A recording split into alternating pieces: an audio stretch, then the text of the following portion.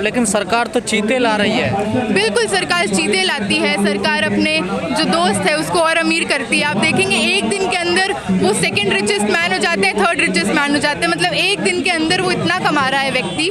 दूसरी तरफ हम देखते हैं कि हम जब दिल्ली विश्वविद्यालय और तमाम पब्लिक फंडेड एजुकेशन जैसे यूनिवर्सिटीज़ है वहाँ पे पढ़ने आते हैं, अभी दिल्ली विश्वविद्यालय के तमाम कॉलेजेस का जो फीस है वो डबल कर दिया गया है। कहीं 8,000 बढ़ा है, कहीं 5,000 बढ़ा है। ये क्या बताता है? ये बताता है कि अब विश्वविद्यालय एक सर्टेन क्लास के लिए रहेगा। यहाँ पे दलित ना आए, यहाँ पे महिलाएं ना आए, यहाँ पे आदिवासी ना आए। और यही सारा जो प्रचलन है ये देश के अलग अलग कोनों में देखने को मिल रहा है। ना उनको शिक्षा दीजिए, ना उनको रोजगार दीजिए, अब उनकी जीविका भी छीन लीजिए। आप लोगों को तो खुशी होनी चाहिए, भारत का आदमी दूसरे नंबर का अमीर हो गया पूरी दुनिया में। भारत का एक व्यक्ति दूसरे नंबर पे अमीर हो गया, लेकिन भारत का जो मार्जिनलाइजेशन हो रहा है, जो एक गैप है, जो मार्जिन बढ़ता जा रहा है अमीर और गरीब के बीच में, अगर आप देखेंगे 30%, 40% ये बेरोजगारी का जो रेट है ये बढ़ गया है हरियाणा, यूपी जैसे शहर से। मैं बिहार से आती हूँ, मेरे राज्य में ना अस्पताल है, ना शिक्षा का कोई संस्थान है। तो आपको लगता है रोजगार चाहिए देश को या फिर चीते चाहिए देश को? देश को शिक्षा चाहिए, देश को हेल्थ केयर चाहिए, देश को रोजगार चाहिए, देश को जगह चाहिए, संविधान के लिए देश को जगह चाहिए, विरोध के लिए। पर सरकार करोड़ों रुपए खर्च कर रही है चीतों पर। बिल्कुल चीतों पे कर रही है। देश में और तमाम तरह की चीज़ें हो रही हैं। आप ये देखिए कि जैसे कि हम देखते हैं कि एशियन गेम्स होता है, जैसे कि कॉमनवेल्थ गेम्स होते हैं, जैसे कि कोई भी बाहर का प्रधानमंत्री, मुख्यमंत्री कोई भी है ना, प्रेसिडेंट विजिट करता है इंडिया को, तो किस तरह से जो झुग्गियाँ हैं, किस तरह से जो स्लम एरियाज हैं उनको छुपा दिया जाता है। तो जब बाहर से कोई आता है, आप दिखाते हैं कि आपका देश बहुत डेवलप्ड है। और ये जो तमाम चीज़ें और देश के अंदर जो आप लगातार संविधान का, जो लगातार डेमोक्रेसी पसंद लोगों पे जो आप हमला कर रहे हैं, ये हमला नहीं चलेगा।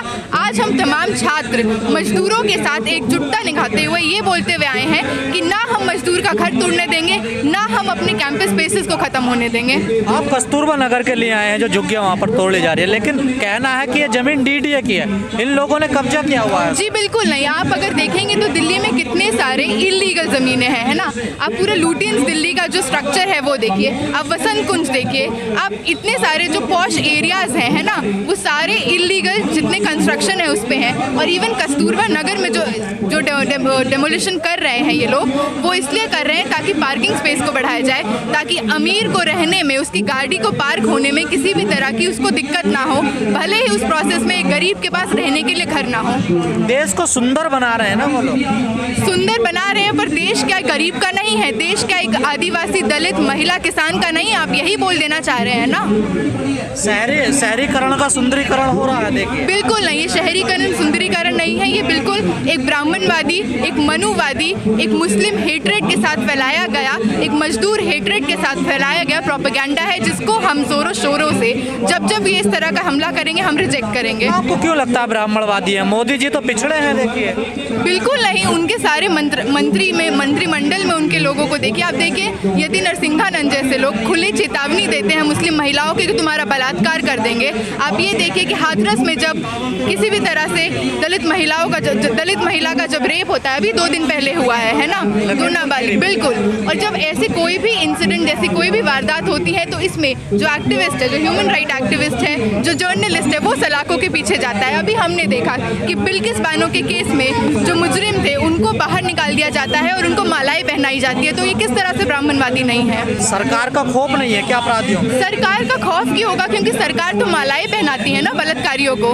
सरकार उनको सबसे ज्यादा, जितनी ज्यादा आप दंगे कीजिए, जितनी ज्यादा आप मुसलमान को, दलित को जितना उत्पीड़न करिएगा, उतने आपको प्रोत्साहन से बढ़ावा मिलता है। बिल्कुल। हमने जो धर्म संसद देखा देश के कोने कोने में, उसमें क्या बात की जा रही थी? उसमें यही बात की जा रही थी कि एकदम, है ना, मुस्लिमों को काट दो, दलितों को मार दो। ये बात हम देख रहे हैं कि किस तरह से ये लोग एकदम खुले प्लेटफॉर्म पे। क्या बेटियां सुरक्षित नहीं है? बिल्कुल नहीं है। अभी आप देखिए कि राजीव गांधी जो हॉस्टल है, वहाँ पे किस तरह से महिलाओं को बोला जाता है हॉस्टल खाली कर दो, है ना। हम चंडीगढ़ में देखते हैं कि किस तरह से ये सेफ्टी के नाम पे महिलाओं को बंद करते हैं और उसके बाद भी क्या महिलाएं सेफ हैं? तो यही तो है मनुवादी और यही तो है ब्राह्मणवादी नीति, यही तो हिंदुत्व का प्रोपेगेंडा फैला रहे हैं, यही तो हेत का प्रोपेगेंडा फैला रहे हैं वो लोग देश में। और प्रधानमंत्री तो महिलाओं के सम्मान की बात करते हैं, बेटियों की सुरक्षा की बात करते हैं। बेटियों की सुरक्षा की अगर बात करते तो दिल्ली विश्वविद्यालय का ही उदाहरण देती हूँ। लॉकडाउन के बाद से आप देखिएगा हंसराज में वुमेन्स हॉस्टल की जो ज़मीन थी वहाँ पे गौशाला बना दी गई। आज भी महिलाओं को आप देखिएगा अलग अलग राज्य से यहाँ पे बच्चे पढ़ने आते हैं। अकोमोडेशन एक भारी समस्या है, न रहने के लिए पीजी है न हॉस्टल है। पिछले 10 साल में या पिछले 5 साल में कितने हॉस्टलों का निर्माण हुआ है?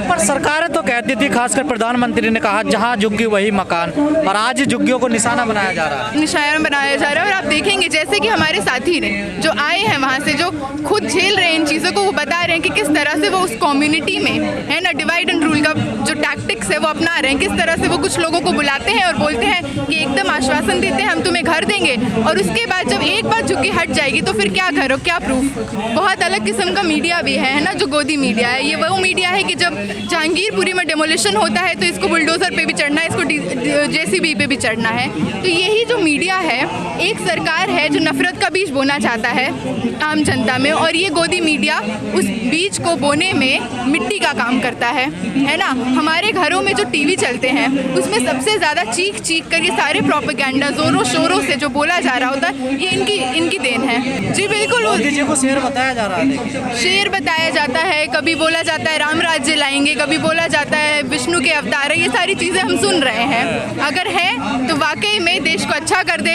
बराबरी आ जाए, सारे अन्याय मिट जाए, महिला सुरक्षा आ जाए, दलित पे, आदिवासी पे, तमाम मार्जिनलाइज सेक्शन का उत्पीड़न खत्म हो जाए। बुलडोज़र को प्रतीक इसलिए बना रही है, आप देखिए कि किस तरह से जब एक गरीब जब कहीं भी रहता है, उसके पास पक्के मकान नहीं है, अगर वो झोपड़ी में टेंट लगा के कहीं रह रहा है तो उसके घर पे प्रहार करना ये एक चेतावनी है, ना केवल देश के गरीब को, देश के मुसलमानों को ये चेतावनी है, ये देश की महिलाओं को एक चेतावनी है, ये देश के दलित वर्ग और आदिवासी वर्ग से आने वाले तमाम लोगों को ये चेतावनी है कि तुम्हारे हक का हनन होता रहेगा और तुम गलती से भी ये मत करना कि तुम इसके अगेंस्ट आना, तुम अपनी आवाज़ उठाना। अगर हम आज देखें कि भारत में जेलों की जो संख्या है, सबसे ज़्यादा मुसलमान और दलित लोग भरे जा चुके हैं, सबसे ज़्यादा छात्र आज जेलों के पीछे हैं, सबसे ज़्यादा प्रोफेसर आज जेलों के सलाखों के पीछे हैं। क्या मकसद हो सकता है सरकार के इसके पीछे? जी बिल्कुल, मकसद यही है कि व्यक्ति के रोजी रोटी पे जब आप हमला करिएगा तो वो किस तरह से आकर आपके अगेंस्ट बोलेगा, वो किस तरह से आपका विरोध करेगा, उसको इस हद तक उसकी जीवन और जीविका को कुचल दीजिए कि वो आपका विरोध ना कर सके।